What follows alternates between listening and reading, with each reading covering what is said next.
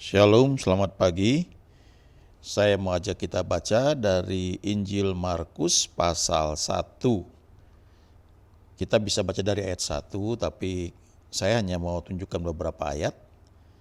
Waktu itu Yesus sedang berjalan menyusur danau Galilea. Lalu dia lihat ada Simon dan Andreas, saudara Simon. Mereka itu sedang menebarkan jala di danau karena memang itu pekerjaan mereka, ya, mereka penjala ikan. Nah, di ayat 17 dari Markus 1, Yesus berkata kepada mereka, "Mari ikutlah aku dan kamu akan kujadikan penjala manusia."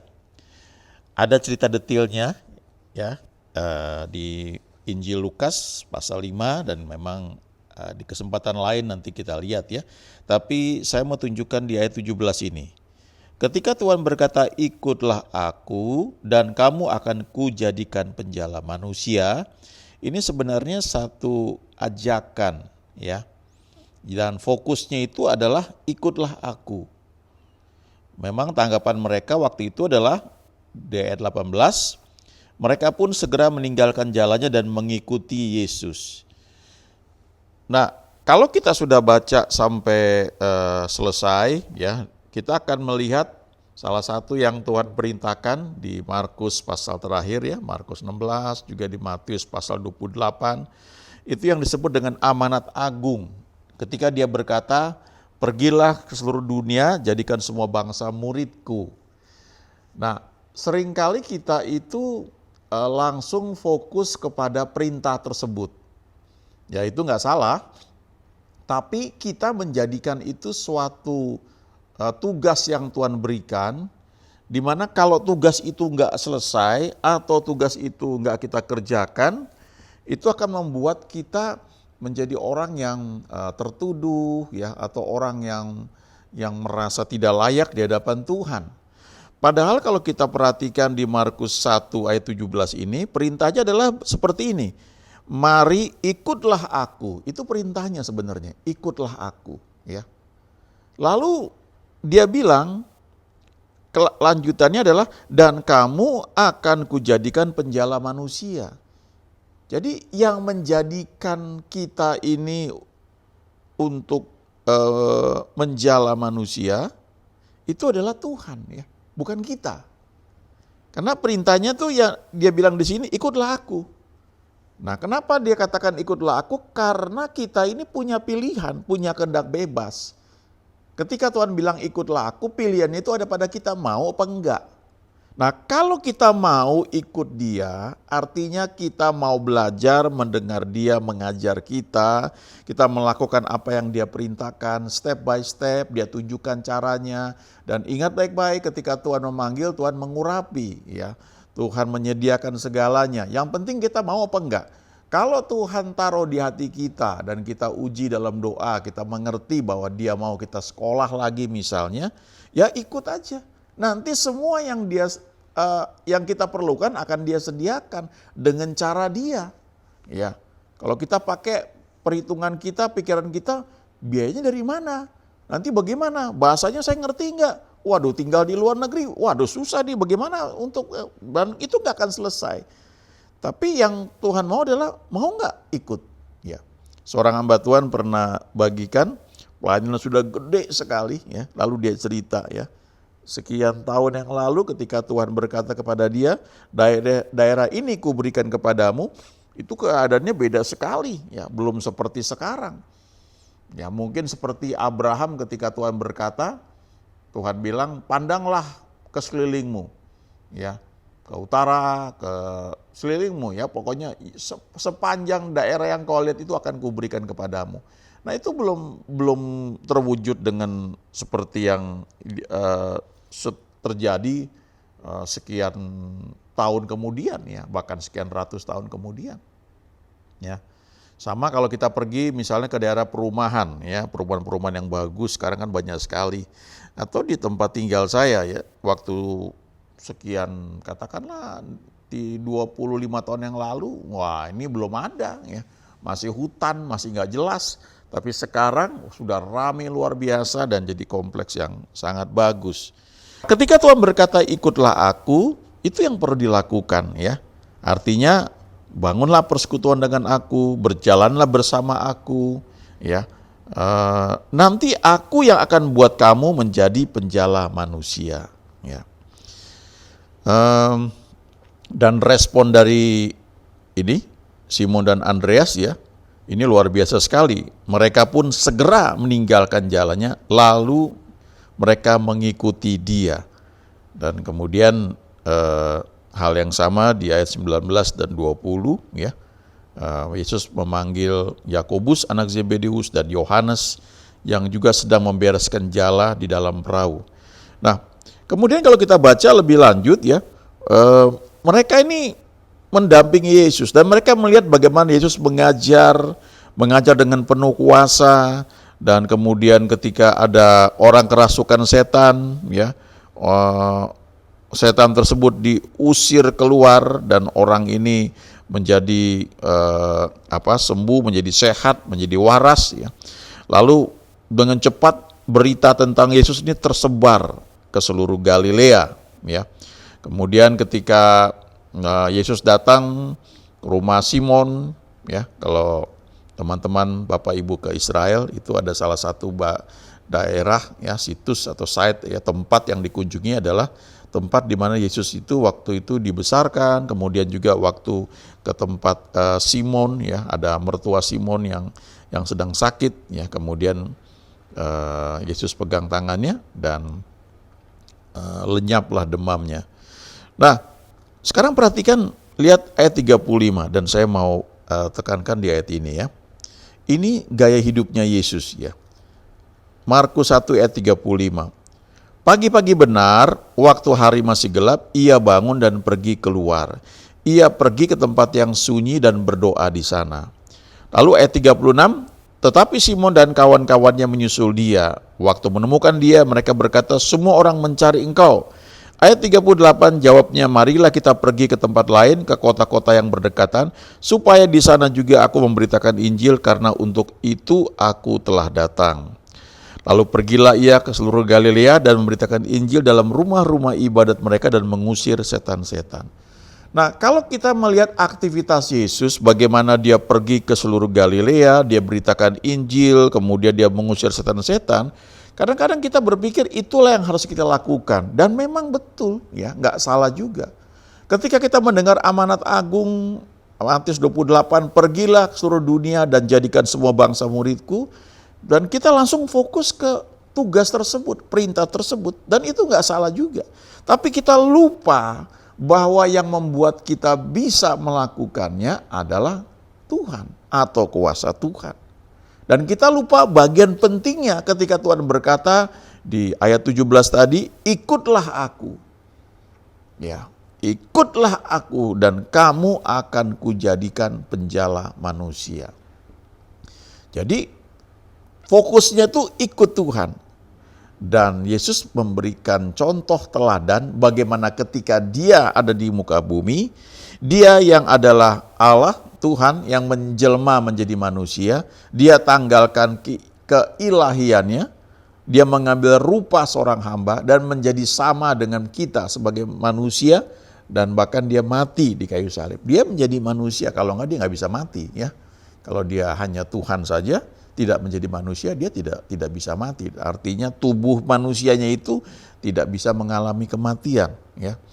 Nah, ketika dia ada di muka bumi, dia menjadi sama dengan kita. Firman Tuhan juga berkata bahwa ia dicobai dalam segala hal, cuma bedanya ia tidak berbuat dosa, ya.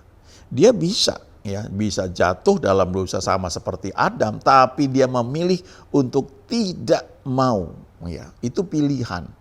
Adam dan Hawa itu ketika ditawarkan buah pengetahuan baik dan jahat, itu pilihan. Ada perintah dari Tuhan sebelumnya, kamu nggak boleh makan buah dari pohon pengetahuan ini. Yang lain boleh makan sekenyang-kenyangnya, ya. Tapi kalau yang buah pengetahuan ini tidak boleh. Nah, waktu godaan itu datang, itu pencobaan. Pada saat itu pilihan. Dan Adam dan juga Hawa itu punya kehendak bebas untuk memilih. Dan ketika mereka akhirnya memilih untuk memakan pohon pengetahuan baik dan jahat itu, mereka jatuh dalam dosa. Nah, ketika Yesus datang ke muka bumi ini sebagai manusia, Alkitab berkata ia dicobai dalam segala hal. Sama seperti kita. Artinya dia bisa juga jatuh kalau dia tidak taat pada tuntunan Roh Kudus. Ya. Nah, karena dia memilih untuk tidak mau jatuh, dia memilih untuk taat, makanya dikatakan dia menjadi manusia yang tidak berdosa. Nah, bagaimana dia bisa menang menghadapi pencobaan? Itu di ayat 35, dikatakan pagi-pagi benar waktu hari masih gelap, ia bangun dan pergi keluar. Ia pergi ke tempat yang sunyi dan berdoa di sana. Nah, kita perhatikan ayatnya ya. Jadi kalau kita lihat di sini, panggilan pertama adalah mengikut Tuhan. Dan itu diwujudkan dengan cara membangun hubungan dengan Tuhan. Nah, ketika dikatakan di ayat 35 pagi-pagi benar waktu hari masih gelap, artinya Yesus ini sebelum dia melakukan aktivitas lainnya, sebelum dia melayani seperti yang kemarin, seperti yang sebelum-sebelumnya, seperti ketika dia memberitakan Injil, seperti ketika dia menyembuhkan orang sakit, seperti ketika dia mengusir setan-setan. Sebelum dia lakukan semua aktivitas dia, pagi-pagi benar, early in the morning ya. Bahkan ditekankan lagi waktu hari masih gelap. Apa yang dia buat? Dia bangun, lalu dia pergi keluar. Ya. Kenapa dia pergi keluar? Karena dikatakan lebih lanjut di sini, ia pergi ke tempat yang sunyi dan berdoa di sana. Kenapa dia mesti bangun dan pergi keluar? Karena mungkin di tempat dia tinggal saat itu, di rumah yang dia ada pada saat itu, kalau dia berdoa di situ, mungkin akan terganggu atau mengganggu yang lain. Barangkali dia nggak bisa konsentrasi, jadi dia perlu pergi ke tempat yang sunyi. Lalu dia berdoa di sana, dia bersekutu dengan Bapanya. Nah, kita bisa lihat itu di Yohanes ya, pasal 5 ya. Dikatakan anak itu tidak dapat berbuat sesuatu kalau ia tidak melihat Bapa melakukannya. Artinya ketika dia bangun pagi-pagi, dia bersekutu dengan Bapanya, dia melihat apa yang akan dia lakukan seperti yang Bapa tunjukkan kepada dia. Ya. Jadi fokus utamanya adalah dia bersekutu dengan Bapanya, dia melihat apa yang harus dia lakukan seperti yang Bapanya tunjukkan. Ya, ada hamba Tuhan yang gambarkan itu seperti ada layar monitor ya di kepala Yesus itu, dia lihat Bapanya tunjukkan harus buat ini baru dia lakukan ya. Nah, coba kita lihat ayat 35-nya lagi ya. Pagi-pagi benar. Ya, bukan sekedar pagi biasa tapi pagi-pagi benar, bahkan dikatakan waktu hari masih gelap. Nah, kalau waktu hari masih gelap artinya mata kita ini belum bisa melihat banyak hal ya. Sangat terbatas sekali. Artinya ini juga bisa berbicara tentang kita belum tahu jalannya kemana. Kita belum punya ide ya. Sebelum kita punya ide macam-macam, kita datang dulu kepada Tuhan ya. Kita belum tahu jalannya mesti kemana. Semuanya masih gelap. Itu juga sebabnya walaupun gak ditunjukkan di Alkitab ya, yang kita harus lakukan, yang sering kita lakukan yaitu waktu kita berdoa kita menutup mata ya. Sebenarnya itu menolong kita untuk konsentrasi ya. Kalau kita sedang berdoa, kemudian ada manifestasi roh jahat dari orang yang sedang kita doakan, nah itu jangan tutup mata, justru mesti buka mata doanya. Kita mesti lihat gitu. Ya. Nah, tapi ketika kita sendirian ya, tidak harus kita berdoa tutup mata ya. Tapi kalau kita menutup mata itu kita lebih konsentrasi. Sehingga yang kita lihat itu alam imajinasi, bukan lagi alam nyata. Dan kita bisa dengan lebih mudah menangkap tuntunannya, menangkap suaranya bagi kita untuk melakukan hal yang memang harus kita lakukan ya dalam tuntunannya tentunya. Jadi kalau dibilang waktu hari masih gelap, itu berbicara bisa gelap memang betul-betul ya, belum kelihatan yang lain, tapi juga bisa bicara ketika kita nggak punya ide, kita nggak tahu mesti kemana ya. tahu ada lagu yang terkenal ya. Ketika ku hadapi kehidupan ini, jalan mana yang harus ku pilih. Nah, jadi masih gelap tuh. Ku tahu ku tak mampu, ku tahu ku tak sanggup. Nah, kalau kita dalam kondisi seperti itu sebenarnya membuat kita ini lebih terbuka untuk bisa menangkap tuntunannya. Hanya Kau Tuhan tempat jawabanku. Nah, kadang-kadang kalau kita punya segalanya ya udah gak perlu doa lagi. Udah gak perlu bergantung sama Tuhan karena Tuhan udah ada. Dan kita lebih terpukau dengan banyak hal yang ada di dunia ini. Karena memang kalau kita lihat orang-orang yang mengaku ateis pun mereka hidup nampaknya secara logika kasat mata mereka diberkati ya.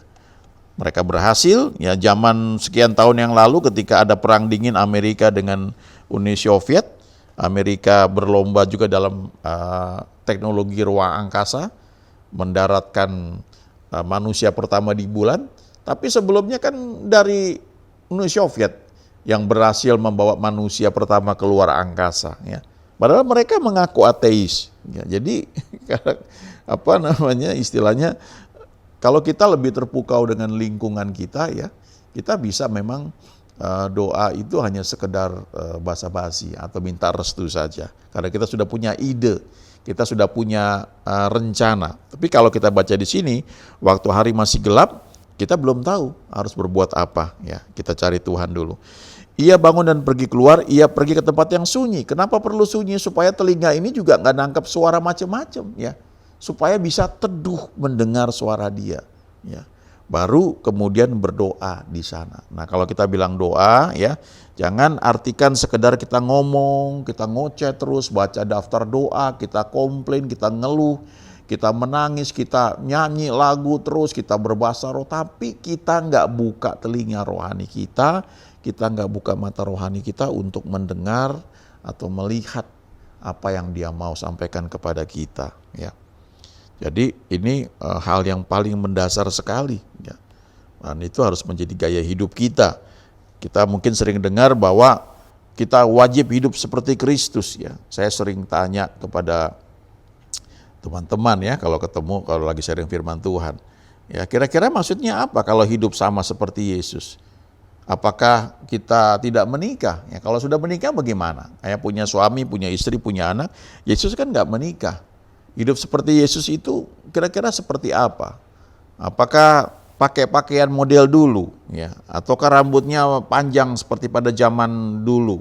Ya, apakah itu? Kita ngambang ketika kita bilang wajib hidup seperti Yesus. Kita berpikir harus lemah lembut, ya betul itu nggak salah juga. Tapi kalau kita mau lihat, ya hidup seperti Yesus itu adalah tiru lifestyle-nya, gaya hidupnya, ketergantungan dia kepada Bapa di surga lewat persekutuan dia. Bagaimana dia mengizinkan Roh Kudus itu yang membimbing dia. Sehingga ketika dia sudah selesai berdoa di ayat 36 itu, Simon dan kawan-kawannya menyusul dia. Di Markus 1 ayat 36. Lalu ayat 37-nya mereka bilang, semua orang mencari engkau. Wah, ini kan kalau kita nih pasti senang nih. Wah Pak, jemaat semakin bertambah. Oke, kita buat ibadah kedua, ketiga. Kita perluas gedung. Kita buka lagi tempat lain ya. Dan itu enggak berarti salah juga. Tapi coba lihat reaksi Yesus itu gimana. Ayat 38. Ketika semua orang mencari engkau, apa jawaban dia? Di Markus 1 ayat 38, jawabnya, marilah kita pergi ke tempat lain, ke kota-kota yang berdekatan, supaya di sana juga aku memberitakan Injil, karena untuk itu aku telah datang. Nah, ini bukan sekedar ide baik saja, tapi saya percaya ini hasil doa dia ketika dia bersekutu dengan Bapanya. Ya, di ayat 35 itu, pagi-pagi benar, waktu hari masih gelap, ya, dia pergi ke tempat yang sunyi dan berdoa di sana. Lalu dia dapat tuntunan, jangan hanya di daerah ini, tapi pergi ke tempat lain. Nah, ini yang perlu kita tiru, lifestyle seperti Yesus ini. Ketergantungan kepada Bapa, membangun hubungan dengan Tuhan setiap hari, dan bertanya kepada dia, apa yang harus kita lakukan. Supaya yang kita lakukan itu semua dalam tuntunan dia. Dan janjinya memang luar biasa, pasti Dia menyertai kita. Amin.